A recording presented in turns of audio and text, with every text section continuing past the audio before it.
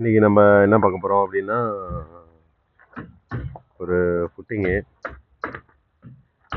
வந்து மெயினாக நம்ம என்ன பார்க்க போகிறோம்னா ஃபஸ்ட்டு வந்து ட்ராயிங்கில் வந்து ஃபுட்டிங்கோட லென்த்து பிரெத்து என்ன சைஸ் கொடுத்துருக்கு, இதோட லென்த் எவ்வளோ, பிரெத்து எவ்வளோ, சைஸு.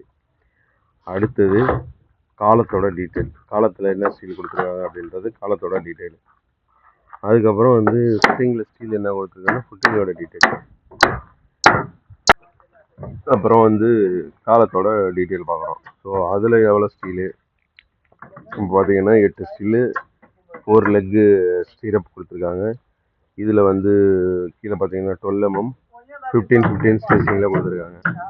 அப்புறம் அடுத்தது வந்து இதோட ஹைட் எவ்வளோன்னு பார்க்குறோம். ஸோ அதுக்கு தகுந்த மாதிரி பாக்ஸை ரெடி பண்ணுறோம், ஃபுட்டிங் பாக்ஸு. அதுக்கு அடுத்தது என்ன பார்க்குறோம் அப்படின்னா இது வந்து எந்த ஆக்சிஸில் போகுது. மேலே பார்த்தீங்கன்னா இங்கே பாருங்க லைன் வரைக்கும். ஸோ எந்த ஆக்சிஸில் போகுது அப்படின்னு சொல்லிட்டு அதை மெயினாக பார்க்கணும். அப்போ என்ன பண்ணுறோம் அப்படின்னா அந்த ஆக்சிஸில் கரெக்டாக கொண்டாந்து இங்கே பார்த்தீங்க அப்படின்னா இங்கே ஒரு நெயில் வச்சுருக்கோம். ஸோ இந்த நெயிலுக்கு தகுந்த மாதிரி இந்த காலத்தை நம்ம ஃபிட்டிங் பண்ணி கரெக்டாக உட்கார வைக்கிறோம். இப்போ இதுலேருந்து வந்து 10 சென்டி காலம் வரும். இதில் வந்து இந்த இடத்துல வந்து நம்ம கவரையும் ரிங்கோட கவரையும் ஸ்டீல் கவரையும் இதில் மைனஸ் பண்ணி ஒரு 3.5 சென்டி இதில் கட் பண்ணிட்டு பேலன்ஸ் இல்லாமல் இந்த பட்டி அடிச்சுட்டு காலத்தை கரெக்டாக எடுத்துக்கிறோம். இப்போ இதில் என்ன மேட்ரு அப்படின்னா நீங்கள் இங்கேருந்து இந்த பக்கம் என்ன அளவு வந்தாலுமே அதே மாதிரி இந்த பக்கமும் அதே ஈக்குவலாக இருக்கணும். இங்கேருந்து இங்கே வர அளவும் அதுலேருந்து அந்த பக்கம் இருக்கிற அளவும் ஈக்குவலாக இருக்கும். ஸோ வந்து 4 பக்கமும் வந்து ஃபுட்டிங்கோட சென்டரில் தான் இந்த காலம் வந்து உட்காருது. இதுதான் வந்து நம்ம ரூல்ஸு.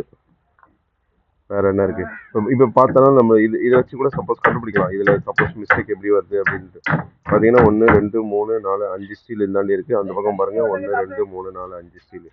அதே மாதிரி இந்த பக்கம் பார்த்தீங்கன்னா இப்போ இந்த காலத்துலேருந்து பார்த்தீங்கன்னா 1 2 3 4 5 6 7 இருக்குது. அந்த பக்கமும் பாருங்கள் 1 2 3 4 7 இருக்குது. அது மாதிரி வந்து சென்டர் எப்போதும் வந்து ஒரு ஃபுட்டிங்கில் வந்து காலம் எப்போதும் சென்டர்லேயே வரும். இப்போ இதே இன்னொன்று இருக்குது, இது காலம் வந்து சைடில் போச்சு அப்படின்னா பாருங்க, காலம் வந்து அந்த ஓரம் போச்சு அப்படின்னா நம்ம ஸ்டீலை வந்து அதுக்கு தகுந்த மாதிரி மாற்றி போடணும். அது அப்புறம்